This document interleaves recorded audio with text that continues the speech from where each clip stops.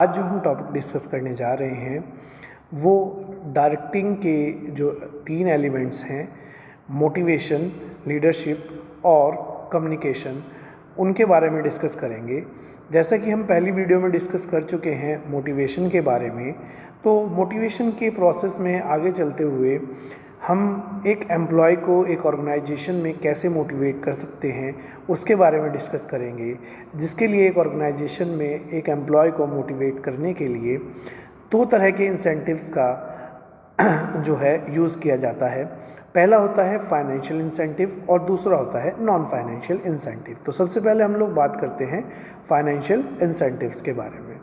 Financial incentives वो incentives होते हैं जो एक एम्प्लॉय को उसके काम के बदले या उसके टारगेट्स को अचीव करने के बदले में एक ऑर्गेनाइजेशन को दिए जाते हैं। तो इसके कुछ टाइप्स भी होते हैं, तो सबसे पहले हम लोग उन टाइप को डिस्कस कर लेते हैं। पहला होता है पे एंड अलाउंसेस, यानी कि एक एम्प्लॉयज़ के महीने भर काम करने के बदले में उसे जो उसकी सैलरी दी जाती है और उस सैलरी के साथ जो मिलने वाली फैसिलिटीज़ या जो अलाउंसेस होते हैं, जैसे डियरनेस अलाउंस, फूड अलाउंस या ट्रैवलिंग अलाउंस या इस तरह के जो अलाउंस दिए जाते हैं वो इस कैटेगरी में आते हैं, जिससे कि एक एम्प्लॉय अपने ऑब्जेक्टिव्स को अचीव करने के लिए मोटिवेटेड रहता है और अपनी पूरी एफर्ट्स लगाता है। दूसरा इसमें होता है रिटायरमेंट बेनिफिट्स, यानी कि एक एम्प्लॉय को रिटायर होने के बाद कौन कौन से बेनिफिट्स मिलेंगे, और इसके अंडर जो चीज़ें आती हैं वो होती हैं उसकी पेंशन होती है, उसका प्रोविडेंट फंड होता है।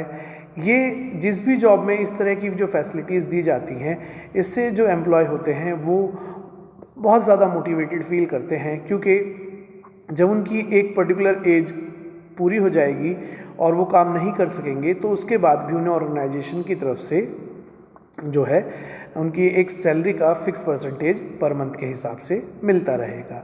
तो इसलिए ये भी एक फाइनेंशियल इंसेंटिव होता है। प्रॉफिट शेयरिंग का मतलब है कि फर्म अपने एम्प्लॉयज़ को एक पर्टिकुलर टारगेट देती है हर महीने, और अगर ऑर्गेनाइजेशन के सभी एम्प्लॉयज़ या जो भी एम्प्लॉयज़ उस टारगेट से ऊपर का जो है ऑब्जेक्टिव अचीव कर लेते हैं तो उन्हें जितना भी ऊपर का प्रॉफिट जो होता है पर्टिकुलर टारगेट से, उसमें जो है एक फ़िक्स्ड परसेंटेज से प्रॉफिट दिया जाता है, और ये भी एक फाइनेंशियल इंसेंटिव की तरह ही काम करता है जी। तो इस तरह से मैंने आप लोगों को फाइनेंशियल इंसेंटिव और उसके टाइप्स के बारे में बता दिया कि ये कौन कौन से तरीके के होते हैं। अब बात करते हैं नॉन फाइनेंशियल इंसेंटिव या नॉन मॉनेटरी इंसेंटिव। तो जैसे कि इसके नाम से ही क्लियर है कि नॉन फाइनेंशियल, यानी कि इन्हें यूज़ करने के 2 मकसद होते हैं। एक तो क्या होता है कि एम्प्लॉय को रिवॉर्डेड किया जाए, और दूसरा क्या होता है कि इसमें मनी का यूज़ नहीं होता है फॉर रिवार्डिंग द एम्प्लॉय। तो नॉन फाइनेंशियल इंसेंटिव के भी कुछ टाइप्स होते हैं जिन्हें मैं डिस्कस कर देता हूँ। पहला होता है स्टेटस, यानी कि स्टेटस का मतलब होता है एक पहचान, कि किसी ऑर्गेनाइजेशन में एक राहुल नाम का आदमी है जो वहाँ का डिसिप्लिन इंचार्ज है, ये स्टेटस है, या वो उस फर्म का मैनेजर है, तो ये उसका स्टेटस है। एक काम करने के साथ उसका एक स्टेटस है जी। दूसरा होता है उसे जॉब सिक्योरिटी प्रोवाइड कराना। जॉब सिक्योरिटी मतलब जहाँ पर भी एक ऑर्गेनाइजेशन में वो काम कर रहा है, काम रेगुलर करते हुए और डिसिप्लिन वे में करते हुए और दिए गए ऑब्जेक्टिव्स को अचीव करने के बदले में उसकी जो जॉब है वो सिक्योर रहेगी, यानी कि जब तक वो इस तरह से काम करता रहेगा उसकी जो जॉब है सिक्योर्ड रहेगी, उसे काम नहीं छोड़ना पड़ेगा जी। तीसरा इसमें जो सब टाइप है वो है एक एम्प्लॉय को जो है फैसिलिटीज़ प्रोवाइड करा देना। फैसिलिटीज़ फॉर जैसे मेडिकल फैसिलिटीज़, ट्रांसपोर्टेशन फैसिलिटीज़, ये सब फैसिलिटीज़ प्रोवाइड करा देना, जिससे कि जो एक एम्प्लॉय है जो ऑर्गेनाइजेशन से रिलेटेड जो काम है उन्हें भी कर सके, और उसके बाद भी अगर उसे कोई प्रॉब्लम होती है तो वो इन फैसिलिटीज़ की हेल्प ले सकता है। इसका जो एक और टाइप है वो भी मैं आपके सामने डिस्कस कर देता हूँ, और वो है करियर एडवांसमेंट, यानी कि एक एम्प्लॉय को उसके करियर में एडवांसमेंट या नए स्किल्स सिखाने के लिए ऑर्गेनाइजेशन जो है उसे टाइमली जो है ट्रेनिंग या डेवलपमेंट से रिलेटेड कोई भी प्रोग्राम उसमें उसका पार्टिसिपेशन करा सकती है, जिससे कि उसकी स्किल्स में और शार्पनेस आ जाए। तो इस तरह मैंने आपके सामने फाइनेंशियल और नॉन फाइनेंशियल इंसेंटिव्स जो कि एक ऑर्गेनाइजेशन में मोटिवेट करने के लिए एम्प्लॉयज़ को यूज़ किए जाते हैं, मैंने डिस्कस कर दिए हैं। जी, अब आगे हम जो बात करेंगे वो बात करेंगे डायरेक्टिंग के दूसरे एलिमेंट के बारे में, जिसका नाम है लीडरशिप। जी, तो देख लेते हैं लीडरशिप क्या चीज़ होती है। वैसे तो लीडरशिप का मतलब होता है लोगों को प्रभावित करना, लोगों के बिहेवियर को अफेक्ट करना फॉर अ पर्टिकुलर पर्पस और इन अ पर्टिकुलर डायरेक्शन। तो देखते हैं कि डायरेक्टिंग में और आगे क्या कहा जा रहा है। तो जैसे कि हमने मोटिवेशन की डेफिनेशन पढ़ी थी, यहाँ पर भी कुछ डेफिनेशंस हैं। मैं सबसे पहले आपको एक डेफिनेशन एक्सप्लेन करके बता देता हूँ। तो ये क्या कह रहे हैं कि leadership is a activity of influencing people to strive willingly for a group objective. जी, यानी कि ये कहना चाह रहे हैं कि लीडरशिप एक ऐसी एक्टिविटी है या एक ऐसा प्रोसेस है जिससे लोगों के बिहेवियर को अफेक्ट किया जाता है वो एक ऑर्गेनाइजेशन में एक ग्रुप के ऑब्जेक्टिव के अचीवमेंट के लिए काम कर सके। यानी कि एक लोगों के ग्रुप को एक साथ इकट्ठा करके उनके व्यवहार को इतना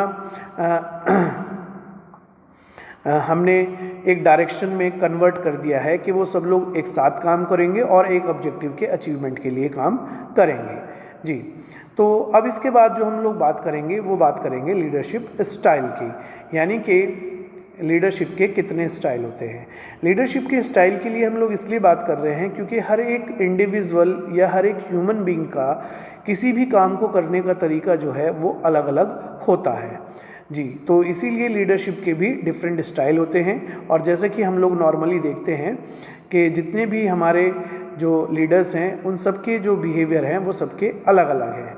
जी, तो पहला जो लीडरशिप स्टाइल होता है वो है ऑटोक्रेटिक स्टाइल या अथॉरिटेटिव लीडरशिप स्टाइल। इसमें क्या होता है, इसमें जो ये लीडरशिप है का जो स्टाइल है ये लीडर सेंटर्ड लीडरशिप स्टाइल भी कहलाता है कि इसमें जो फाइनल डिसीजंस होते हैं वो लीडर के द्वारा लिया जाता है, या ऐसे भी कह सकते हैं एक ऑर्गेनाइजेशन में जो टीम लीडर होगा जिसे हम लोग टीएल बोलते हैं वो ही सारे ऑब्जेक्टिव्स को अचीव कराने के लिए जिम्मेदार होता है। सारी अथॉरिटीज़, सारे वर्क या सारे जो फाइनल डिसीजंस जो होते हैं किसी भी वर्क से रिलेटेड, उसकी पावर जो है लीडर के हाथ में ही होती है। जी, इसीलिए इसे लीडर सेंटर्ड लीडरशिप स्टाइल कहा जाता है। जी, दूसरा है हमारा डेमोक्रेटिक या पार्टिसिपेटिव लीडरशिप स्टाइल। तो जैसा कि इसके नाम से ही क्लियर है, डेमोक्रेटिक यानी कि ये डेमोक्रेसी से बना हुआ एक वर्ड है, और डेमोक्रेसी का मतलब होता है where each and everybody is having right to give his participation in any kind of decision making. तो यहाँ पर भी ऐसा ही होता है कि अगर किसी भी चीज़ के लिए कोई डिसीज़न लेना है तो लीडर टीम के सारे मेंबर्स से या ग्रुप के सारे मेंबर्स से डिस्कस करता है, और जो भी सजेशन ज़्यादा बेटर होता है उसके अकॉर्डिंग ही डिसीजन लिया जाता है। इसीलिए इसे डेमोक्रेटिक या पार्टिसिपेटिव लीडरशिप स्टाइल कहा जाता है, यानी कि जिसमें कि लीडर और उसके जो टीम मेंबर्स हैं उन सबके पास अपने सजेशंस को रखने की पूरी फ्रीडम होती है।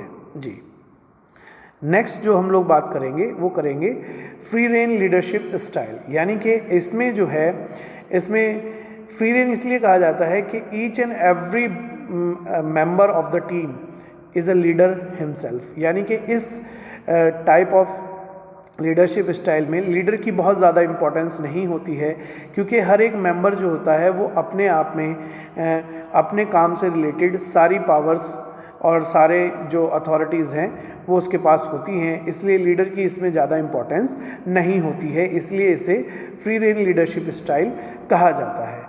ये जो लीडरशिप स्टाइल है ये वहाँ पर काम आता है जहाँ पर जो टीम के जो मेंबर्स हैं वो अपने काम के प्रति बहुत रिस्पॉन्सिबल हैं, एजुकेटेड हैं, और उन्हें हर डिसीज़न से रिलेटेड इफ़ एंड बट्स के बारे में पता होता है। जी, तो इस तरह से मैंने आपके सामने लीडरशिप के भी तीनों स्टाइल्स के बारे में डिस्कस कर लिया है। जी, अब हम लोग देखेंगे कम्युनिकेशन, जो कि डायरेक्टिंग का तीसरा और आखिरी एलिमेंट होता है। वैसे तो एक एलिमेंट और भी होता है, बट वो इस बार हमारे सिलेबस में नहीं है। जी, तो यहाँ पर कम्युनिकेशन के बारे में बात हो रही है। कम्युनिकेशन क्या होता है, तो सिंपली मैं बता देता हूँ। कम्युनिकेशन का मतलब होता है दो लोगों के बीच में होने वाली बातचीत। जी, तो इसके अलावा अब जो बातचीत है वो एक नॉर्मल बातचीत भी हो सकती है और एक फॉर्मल या काम से रिलेटेड कोई बात हो सकती है। तो इसलिए हमें क्या है, एक पर्टिकुलर डेफिनेशन की ज़रूरत है, जो कि मैं आपको बता देता हूँ यहाँ पर। तो communication is a process of sharing of ideas, feeling and thoughts between two और मोर पर्सन। यानी कि दो या दो से ज़्यादा लोगों के बीच में किसी थॉट का, किसी प्लान का या किसी फीलिंग का जो शेयरिंग होती है वो क्या कहलाती है, कम्युनिकेशन कहलाती है। यानी कि हमें कम्युनिकेशन करने के लिए कम से कम दो लोगों की ज़रूरत होती है। जी, तो अब हम लोग देखेंगे, इसके बाद हम लोग देखेंगे कि कम्युनिकेशन का प्रोसेस कैसे होता है, यानी कि कम्युनिकेशन कैसे किया जाता है। तो जैसे कि आप इस डायग्राम में देख पा रहे हैं, यहाँ कम्युनिकेशन के प्रोसेस के बारे में बताया गया है और कम्युनिकेशन के जो होते हैं 7 मेन स्टेप्स होते हैं। जी, तो पहला जो स्टेप है वो स्टार्ट होता है सेंडर से, यानी कि सेंडर जो किसी भी इंफॉर्मेशन को भेजता है या किसी भी तरह का कम्युनिकेशन करना चाहता है, वो पर्सन जो होता है वो सेंडर कहलाता है। दूसरा होता है मैसेज। मैसेज का मतलब है इन्फॉर्मेशन, जो भी वो लेना चाहता है कोई इन्फॉर्मेशन या जो भी इन्फॉर्मेशन वो देना चाहता है, उसे मैसेज कहा जाता है। जी, अब मैसेज के बाद यहाँ पर जो तीसरा हमारा मेन एलिमेंट है कम्युनिकेशन प्रोसेस का, वो है एनकोडिंग। देखिए, नॉर्मली तो हम लोग क्या करते हैं, नॉर्मली तो हम जो एक जनरल लैंग्वेज होती है उसी में बात करते हैं, बट ऑर्गेनाइजेशंस में या डिफेंस में जो होते हैं उनकी लैंग्वेज अलग होती है, या वो लोग कोडेड लैंग्वेज का यूज़ करते हैं अपने मैसेज को कन्वे करने के लिए, जिससे कि उस कन्वे किए गए मैसेज को सिर्फ वही पर्सन पढ़ सके या उसकी इन्फॉर्मेशन को जान सके जिससे उसे भेजा जा रहा है। तो इस कंडीशन में एनकोडिंग की जाती है। एनकोडिंग का मतलब होता है कुछ सिंबल्स या पर्टिकुलर साइंस या लैंग्वेज यूज़ की जाती है जिसमें मैसेज, एक नॉर्मल मैसेज को कन्वर्ट किया जाता है और फिर उसे जो है आगे फॉरवर्ड किया जाता है। तो उसे इनकोडिंग बोलते हैं। एक लैंग्वेज को किसी सिंबल या साइन में कन्वर्ट करने का जो प्रोसेस होता है उसे एनकोडिंग बोला जाता है और ये काम जो है सेंडर के द्वारा किया जाता है। जी, हमारा चौथा जो स्टेप है वो है मीडिया, यानी कि आप उस इंफॉर्मेशन को कैसे कन्वे करना चाहते हैं दूसरे पर्सन को। अब मैसेज को कन्वे करने के बहुत सारे तरीके होते हैं। हम मोबाइल से कर सकते हैं, ईमेल से कर सकते हैं, हम लोग फेस टू फेस भी कर सकते हैं, या हम लोग लेटर्स या पोस्ट कार्ड के थ्रू भी जो है अपनी इन्फॉर्मेशन को कन्वे कर सकते हैं। तो इस तरह से मीडिया का मतलब होता है जिस माध्यम से आप इन्फॉर्मेशन को सेंडर तक पहुंचाना चाहते हैं। जी, अब मीडिया के बाद आता है हमारा डिकोडिंग। डिकोडिंग का मतलब होता है डिकोडिंग, यानी कि जो कोडेड लैंग्वेज जिसे सेंडर ने एनकोड करके रिसीवर के पास भेजा है उसे कोड्स को ब्रेक करना और इन्फॉर्मेशन को समझना, यानी कि एक अंडरस्टैंडेबल लैंग्वेज में मैसेज को कन्वर्ट करना डिकोडिंग कहलाती है।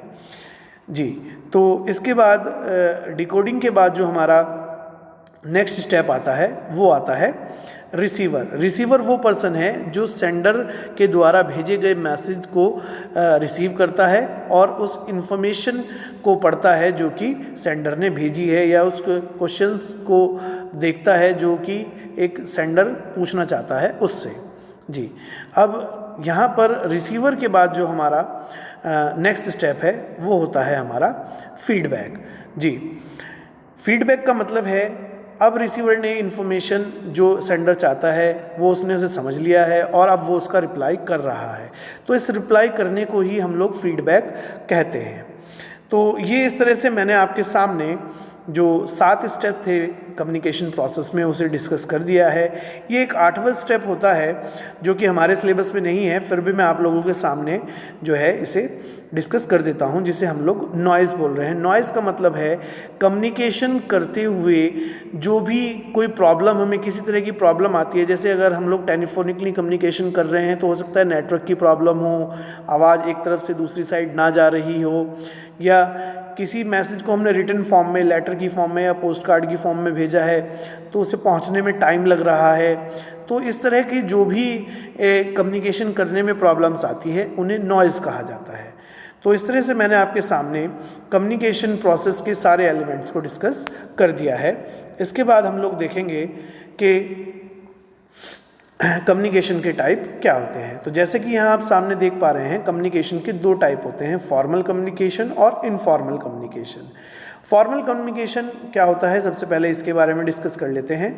फॉर्मल कम्युनिकेशन का मतलब होता है a communication between the employee and the employer, यानी कि एक वो कम्युनिकेशन जिसमें एक एम्प्लॉय और एम्प्लॉयर के बीच में, सुपीरियर और सबॉर्डिनेट के बीच में जो भी इंफॉर्मेशन शेयर की जा रही है वो फॉर्मल कम्युनिकेशन होता है। फॉर्मल कम्युनिकेशन जो होता है वो फॉर्मल ऑर्गेनाइजेशंस में किया जाता है, और इसकी एक खास बात होती है कि इसमें सोशल नीड्स के लिए बिल्कुल भी कोई जगह नहीं होती है, यानी कि एम्प्लॉयज़ की सोशल नीड्स या सोशल प्रॉब्लम्स को बिल्कुल भी इस तरह के कम्युनिकेशन में इन्वॉल्व नहीं किया जाता है। और फॉर्मल कम्युनिकेशन जो है एक सिस्टम के थ्रू, यानी कि स्केलर चेन के थ्रू जो है वो यूज़ होता है किसी भी ऑर्गेनाइजेशन में। जी, दूसरा होता है इनफॉर्मल कम्युनिकेशन। इनफॉर्मल कम्युनिकेशन जो होता है एक वो कम्युनिकेशन होता है जिसमें 2 कोवर्कर्स अपने सोशल प्रॉब्लम्स को डिस्कस करते हैं या अपनी सोशल नीड्स को जो है वो पूरा करते हैं, या वो किसी से भी जो है अपनी सोशल प्रॉब्लम्स को डिस्कस कर सकते हैं। तो इस तरह का जो कम्युनिकेशन होता है वो इनफॉर्मल कम्युनिकेशन कहलाता है। इसके समझने के लिए मैं बता देता हूँ, जो कम्युनिकेशन हम आपस में अपने फ्रेंड्स से, रिलेटिव से, फैमिली मेम्बर्स से करते हैं वो क्या कहलाता है, वो इनफॉर्मल कम्युनिकेशन कहलाता है। जी, तो इस तरह से मैंने आपके सामने फॉर्मल एंड इनफॉर्मल कम्युनिकेशन को भी एक्सप्लेन कर दिया है। जी।